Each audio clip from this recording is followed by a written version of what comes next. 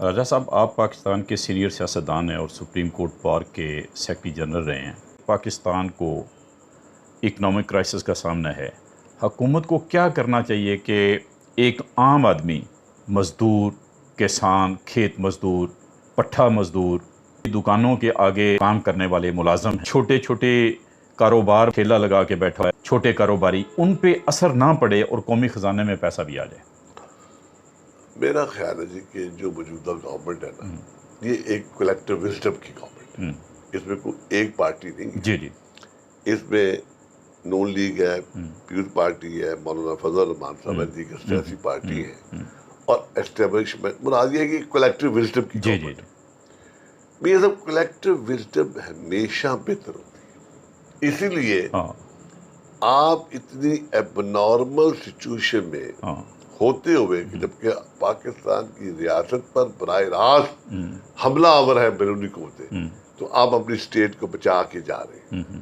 ٹھیک، میں سمجھتا ہوں کہ جو کلیکٹیو وزڈم کا فارمولا ہے نا، اس کو ہم اگر اسی طرح ہی باہمی احترام سے اس کو ایک دوسرے کو سمجھا کے چلے، اور جو ذاتی مفادات ہیں ان کو ذرا بالائے طاق رکھیں، اور کوشش کریں کہ عام آدمی کو ہم آن بورڈ لیں ہر ایشو پہ۔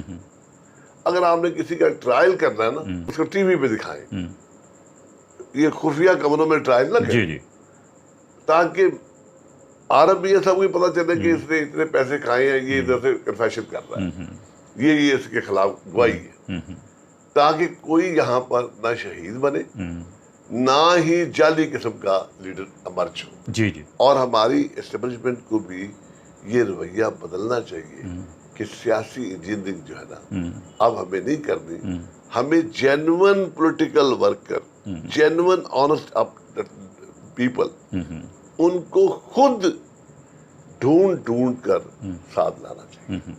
دیکھیں جینون لوگ جو ہے نا، جن کو پاکستان سے پیار ہے، جیسے میں نے آپ کو عرض کیا کہ یقین کریں، جب میں نے ایم عالم کا طیارہ چلتا ہوا دیکھا تو میری آنکھوں میں آنسو آ گئے۔